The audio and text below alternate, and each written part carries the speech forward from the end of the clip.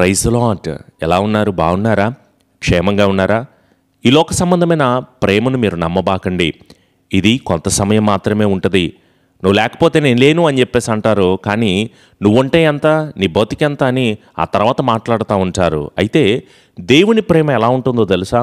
శాశ్వతమైన ప్రేమతో నేను నిన్ను ప్రేమిస్తున్నాను, ఎప్పటికైనా నా దగ్గరికి రా, 1000 తరముల వరకు నేను నిన్ను ఆశీర్వాదకరంగా దీవెనకరంగా మారుస్తాను, నిత్యము కృప చూపించే దేవుని ప్రేమను తెలుసుకోండి. దేవుని వాక్యాన్ని శ్రద్ధగా వినండి. ఈరోజు కూడా పరిశుద్ధ గ్రంథాలు తెరిచి దేవుని వాక్యాన్ని మనమందరం ధ్యానం చేసుకుందాము. కీర్తనలు 55వ కీర్తన 22వ వచనము. నీతిమంతులను ఆయన ఎన్నడును కదలనీయడు. He shall never suffer the righteous to be moved. Praise the Lord. మనమందరము నీతిగా జీవించడం నేర్చుకోవాలి. ప్రతిరోజు వాక్యాన్ని వింటున్నావు, ఆధ్యాత్మికంగా బలపరచబడుతున్న నీవు ఒక్కసారి నీతిగా బ్రతుకుతున్నావా లేదా అనేది పరిశీలన చేసుకో. నీతిగా బతకడం అంటే ఏంటి పాస్టర్ గారు అంటే, సింపుల్గా నీకు అర్థమయ్యే భాషలో చెప్పాలి అంటే, అబద్ధం మాట్లాడకుండా ఉండడమే నీవు నీతిగా బ్రతకడం. ఈరోజు నీవు పుట్టిన దగ్గర నుంచి ఇప్పటి వరకు ఎన్ని అబద్ధాలు చెప్పావు? పుట్టిన దగ్గర నుంచి వద్దులే, ఎన్ని అబద్ధాలు చెప్పావు? ఈరోజు వాక్యం వినే సమయానికి ఎన్ని అబద్ధాలు మాట్లాడుతున్నావు? లేదండి నేను నీతిగా బ్రతుకుతున్నాను అంటున్నావా? లేదు. అనేక రకాలైన అబద్ధపు బ్రతుకు. ఎక్కడున్నావు, ఏం చేస్తున్నావు, ఏ కార్యాలు చేస్తున్నావు, ఎటు వెళ్తున్నావు అని మాట్లాడితే నీవు నోరు తెరిచి అబద్ధమే మాట్లాడుతున్నావు. నువ్వు అబద్ధాలు చెప్తున్నావు, నీ పిల్లలకు కూడా అబద్ధాలను నేర్పిస్తూ ఉంటున్నావు. ఇంకా నీవు నీతికి ఎక్కడ బ్రతుకుతున్నావు? అబద్ధాలు మాట్లాడట్లేదు అన్నవాళ్ళు ఉన్నారా? ప్రతిరోజు అనుక్షణం అనుదినం వైట్ లైస్ అయినా బ్లాక్ లైస్ అయినా కొంతమంది అంటూ ఉంటారు, మేము తెల్ల అబద్ధాలు మాట్లాడుతాం. అంటే నేను చెప్పే అబద్ధాల వల్ల ఎదుటి వాళ్ళకి ఏ నష్టం కూడా కలగదని. అబద్ధం ఏదైనా అబద్ధమే. మన నోట్లో నుంచి ఎట్టి పరిస్థితుల్లో కూడా అబద్ధపు మాట రాకూడదు. మనము సర్వోన్నతుడైన దేవుని బిడ్డలమా, సాతాను సంబంధికులమా? సాతాను సంబంధికులు అయితే గనక నీవు తప్పక అబద్ధం మాట్లాడుతూ ఉంటావు. ఎందుకంటే అబద్ధాలకు జనకుడు సాతాను. ఆ సాతాను సంబంధమైన విషయాల్లో మీరు వెళ్తున్నారేమో, దయచేసి మీరు అలా ఉండొద్దు. ఈ రోజు నుంచి మీరు నీతిగా బ్రతకడం నేర్చుకోండి. వ్యభిచార సంబంధమైన మనసును కలిగి ఉంటున్నావు. ఎందుకు? అనేక రకాలైన తప్పుడు ఆలోచనలతో, పాపపు ఆలోచనలతో రోడ్డు మీద వెళ్తున్న అమ్మాయిని కానీ అబ్బాయిని కానీ భయంకరమైన కామెంట్స్ చేస్తూ పాప సహితమైన చూపులు చూస్తున్న నీతోనే ప్రభు మాట్లాడుతున్నారు. నీవు అలాంటి భయంకరమైన చూపు చూడడం కూడా వ్యభిచరించినట్లు కదా, పాపము చేసినట్లు కదా. తప్పుడు చూపులు దయచేసి మీరు చూడబాకండి. పాపిష్టి ఆలోచనలు చేయబాకండి. కొంతమంది చూపుతో, ఆలోచనలతో, తలంపులతో, క్రియలతో భయంకరమైన పాపాలు చేస్తూ ఉంటున్నారు. నువ్వు కూడా అలాగే ఉన్నావేమో. వ్యర్థమైన ముచ్చట్లు చెప్పుకుంటూ ఉంటారు. ఇది కూడా పాపమే. అవసరం లేని అన్వాంటెడ్ టాపిక్స్, ఈ సెల్ ఫోన్లో వచ్చే రీల్స్ కావచ్చు, షార్ట్స్ కావచ్చు, యూట్యూబ్లో కనిపించే అనేక రకాలైన వీడియోస్ కావచ్చు, వ్యర్థమైనవి నీకు అనవసరం. వ్యర్థమైన ముచ్చట్లు పెట్టుకోబాక, లేనిపోని మాటలు మాట్లాడబాక.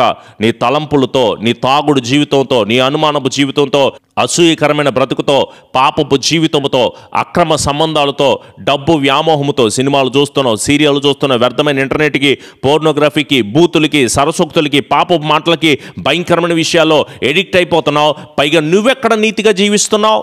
నీతి కలిగిన బిడ్డలుగా ఎక్కడ ఉంటున్నారు మీరు? వేణు తిరిగే గుంపుగా ఉంటున్నారు, భయపడే బిడ్డలుగా ఉంటున్నారు, ప్రార్థన చేసే బిడ్డలుగా ఉండట్లేదు, దైవజనుల మీద సనిగే గుంపుగా, గొనుగుకునే గుంపుగా కనపడతా ఉంటున్నారు. జాగ్రత్త. దేవుడు మనతో మాట్లాడుతున్న ప్రతి క్రమాన్ని మనం అనుసరించాలి. నీవు నీతి కలిగిన వాడివైతే నిలబడతావు, ధైర్యంగా ఉంటావు, బలంగా ఉంటావు, దేవుడు చెప్తున్న మాటలను శ్రద్ధగా వింటావు. కానీ నీతి తప్పెందుకు బ్రతుకుతున్నావు? అక్రమము చేయవారులారా మీరు నా యొద్ద నుంచి తొలగిపోండి అన్నాడు.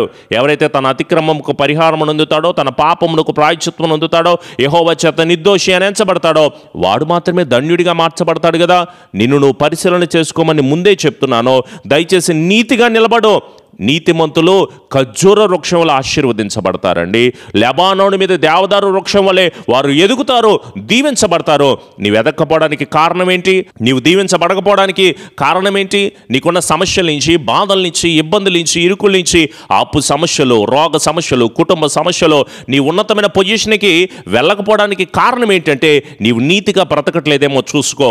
రక్షింప నేర్కొన్నట్లు యెహోవా హస్తము కురచ కాలేదు, విననేరకు ఉన్నట్లు ఆయన చెవులో మందము కాలేదు. కానీ అడ్డుగోడగా మారిపోయిన భయంకరమైన పాపాలు, దోషాలను తీసివేసుకోకపోతే మనం అందరం ఎలా దీవించబడతాం? మీరందరూ దీవించబడాలనే కదా ప్రతిరోజు అనుదిన వాగ్దానము ద్వారా మీతో నేను మాట్లాడుతున్నది. అయినా సరే సరి చేసుకోకపోతే ఎట్లా? ఇంకా అదే పాపముతో, అదే వ్యర్థమైన స్థితితో పరివర్తన ఉండదు, ప్రవర్తన బాగోదు, నడవడిక ఉండదు, నీతిగా జీవించడం తెలియదు, సాక్ష్యం నిలబెట్టుకోవు, వాక్యం ఉండదు, ప్రార్థన ఉండదు, స్తుతించడం ఉండదు, పాటలు పాడడం ఉండదు, ఆరాధన చేయడం ఉండదు. నిన్ను నువ్వు మార్చుకోకపోతే ఎలా దీవించబడతావు? ఎలా ఆశీర్వదించబడతావు? ఎన్ని వాగ్దానాలు వినో, ఇంకో 1000 వాగ్దానాలు విన్నా సరే నీ బ్రతుకులో మార్పు కావాలి అంటే నీవు నీతిగా బ్రతకాల్సిన అవసరం లేదా? ఎవరైతే నీతిగా నిలబడతారో వారందరి ఎదుట దేవుడి నిన్ను గొప్ప చేస్తాడు. నువ్వేం దిగులు పడదో. పాస్టర్ గారు నేను నీతిగా బ్రతుకుతుంటే నన్ను చేతకానితనంగా చూస్తున్నారు. ఏం కంగారు పడబాక. సమాజం మంచిగా ఉంటే, చక్కగా ఉంటే, తాక్కుండా, తిరగకుండా, వ్యభిచారం చేయకుండా, పాపం చేయకుండా ఉంటే నిన్ను చులకనగా, హేళనగా చూస్తుంది. అయినా ఏం పర్లేదో. తొందరగా చనిపోవడం కంటే, లివర్లో డ్యామేజ్ అవ్వడం కంటే, గుండె పాడైపోవడం కంటే, కిడ్నీలు ఫెయిల్ అయిపోవడం కంటే నీ బ్రతుకుని జాగ్రత్తగా కాపాడుకున్నంత ఉత్తమం లేదు. నీ సోషల్ స్టేటస్ కోసమో పబ్బులకు తిరగాల్సిన అవసరం లేదు, లగ్జరీ ఐటమ్స్ ఏం కొనుక్కోవాల్సిన అవసరం లేదు. నీతిగా బ్రతుకో. నీ క్యారెక్టరే నా దేవుడు నాకు చెప్పిన నీతిగా బ్రతకడం, న్యాయంగా బ్రతకడం. నేను ఎట్టి పరిస్థితుల్లో అబద్ధం మాట్లాడను, నేను ఎట్టి పరిస్థితుల్లో కూడా పాపపు కార్యాలు చేయను అని నీ క్యారెక్టర్ నువ్వు బిల్డ్ చేసుకోవడం మొదలుపెట్టు. ఈ కనిపించే వస్తువులను బట్టి నన్ను నేను బిల్డ్ చేసుకోవాలి అని అనుకోబాక. దేవుని దగ్గర మోకరించి ప్రార్థన చేయి, భయపడకో. ఈ లోక సంబంధంగా జనాలందరూ వేరొక విధానం వైపుకు వెళ్ళిపోతున్నారు. పాస్టర్ గారు మరి నేను నీతిగా బ్రతుకుతుంటే కుదురుతుందా అంటే మనం కనపడుతున్నది దేవునికే. ఆయన దీనులను, దుఃఖపడుతున్న వారిని క్షేమమునకు లేవనెత్తువాడు. తగిన సమయకాలమందు నిన్ను ఆయన హెచ్చిస్తాడు. ఆయన్ను నమ్ముకో, ఆయనే నీ కార్యము నెరవేరుస్తాడు. నీ అవమానానికి ప్రతిగా రెట్టింపు ఘనతనిచ్చి, ఉన్నతమైన కృపనిచ్చి ఆయనే నిన్ను స్థిరపరుస్తాడు. ఆయనే మన పక్షాన ఉన్నాడు, మనకు తోడుగా ఉంటున్నాడు. నీకేమీ తక్కువ కాదు. యెహోవా యందు నమ్మికించువారు కదలక నిత్యము నిలుచు సియోను కొండ వలె ఉంటారంట. కొండ ఏ విధంగా అయితే కదల్చబడతో నిన్ను కూడా నీవు నీతిగా క్యారెక్టర్ని బిల్డ్ చేసుకో. సమృద్ధికరమైన కృపను దేవుడు మీ అందరికీ అనుగ్రహిస్తాడు. ప్రార్థన, వాక్యము, సువార్త, సిలువ భారము, ప్రేమ కలిగి దేవా నీ దగ్గరే విచారణ చేస్తున్నాను, నీవే నాకు సహాయమును అనుగ్రహించు, నీ దగ్గరే నేను వేడుకుంటున్నాను. మా శక్తి చాలదు ప్రభా, మా బలము చాలదు తండ్రి, నీవే మాకు దిక్కు అంటే అలనాడు బెరాకాలో దేవుని ఆశీర్వాదం ఇచ్చినట్లుగా ఈరోజు మీ కుటుంబాలలో కూడా సమాధానమైన కృప, సమృద్ధికరమైన కృప, అభిషేకకరమైన కృప, ఆశీర్వాదకరమైన మేలులో దేవుడు మీ అందరికీ అనుగ్రహించబడును గాక. విశ్వాసంతో ప్రార్థన చేస్తావా? ఇప్పుడే మోకరిల్లు. నీవు చేసిన తప్పులు, పాపములు, అతిక్రమములు దేవునికి చాలా విరోధంగా కనపడుతున్నాయి కనుక దయచేసి దేవా నన్ను క్షమించు తండ్రి, ఇప్పటి నుంచి నేను నీతిగా బ్రతకడానికి ఇష్టపడుతున్నానయ్యా. ఒకవేళ నీకు ఇష్టానుసారముగా లేకుండా నా జీవితం, నా బ్రతికేమన్నా ఉంటుందేమో, దయచేసి నన్ను మన్నించండి, క్షమించండి ప్రభు అంటూ దేవుని దగ్గర ప్రాకులాడుతూ, ప్రాధేయపడుతూ వేడుకునే సమయం. ప్రార్థన. కృపగలిగిన మా తండ్రి, ప్రేమమయుడా, అత్యున్నతుడా, మా గొప్ప దేవా, దేవా నీతిగా బ్రతికిన వాళ్ళని మీరెంతగానో దీవిస్తానని మాట్లాడినందుకు వందనాలు తండ్రి. మేము ఎప్పుడైతే నీతి కొరకు ఆకలి దప్పికలు కలిగిన వారికి ఉంటామో, నీతి నిమిత్తం హింసించబడుతూ ఉంటామో, నీతి కొరకు అనేక ఇబ్బందులు ఎదుర్కొంటూ ఉంటాం, అయినా సరే నువ్వేం కలవరపడొద్దు, నువ్వేం దిగులు పడొద్దని మాతో మాట్లాడినందుకు వందనాలు తండ్రి. మా శ్రమను ఆశీర్వాదకరంగా, మా దుఃఖమును నాట్యముగా, మా వేదనను సంతోషముగా, మా కన్నిటిని ఆనందంగా, మా అవమానాన్ని దీవెనకరంగా, మమ్ములను మా కుటుంబాలను మీరు ఎంతగానో కాపాడి బలపరిచి మరొక వాగ్దానం వినడానికి మీరు మాకు ఇచ్చిన గొప్ప కృపకే స్తోత్రములు తండ్రి. నీ బిడ్డలు పడుతున్న అనేక బాధలను, వ్యాధులను ఒక్కసారి విడుదల మీరు దయచేయండి. వారి కుటుంబంలో అనేక గొడవలతో ఉన్నారయ్యా. విడుదల లేక, స్వస్థత లేక, ఆశీర్వాదం లేక ఎంతగానో బాధపడుతున్నారు తండ్రి. గర్భఫలము లేక, వ్యాపారంలో వృద్ధి లేక, వివాహాల విషయంలో, అలాగే ఎగ్జామ్స్ రాస్తున్న బిడ్డలు ఉన్నారు తండ్రి. తగినటువంటి జ్ఞానము దయచేయండి. సీట్ కోసం ఎంతగానో ఎదురు చూస్తున్నారు ప్రభా. ఇంటర్వ్యూస్ ఫేస్ చేస్తున్నారు. మంచి జాబ్స్ని బిడ్డలకు మీరు అనుగ్రహించండి. కాంపిటేటివ్ ఎగ్జామ్స్కి ప్రిపేర్ అవుతున్న బిడ్డలందరినీ కూడా మీరు మిక్కిలిగా దీవించండి, ఆశీర్వదించండి. ఏ వ్యసనాలతో, ఏ బాధతో, ఏ బలహీనతతో, ఏ శోధనతో నీ బిడ్డలు బాధపడుతూ ఉంటున్నారు తండ్రి. ఉన్నతమైన కృప, వారు గొప్ప సాక్షులుగా నిలబెట్టుటకు నీ సహాయము మా అందరికీ అనుగ్రహించబడును గాక. మీ పరిశుద్ధాత్మ కృప ప్రతి ఒక్కరి మీద కూడా కుమ్మరించబడి వారికి ఉన్న చీకటి సంబంధమైనవన్నీ కూడా విడుదల కలుగు చేయబడును గాక. నూతనమైన ఉద్యమం సంఘాల్లో రగిలించండి.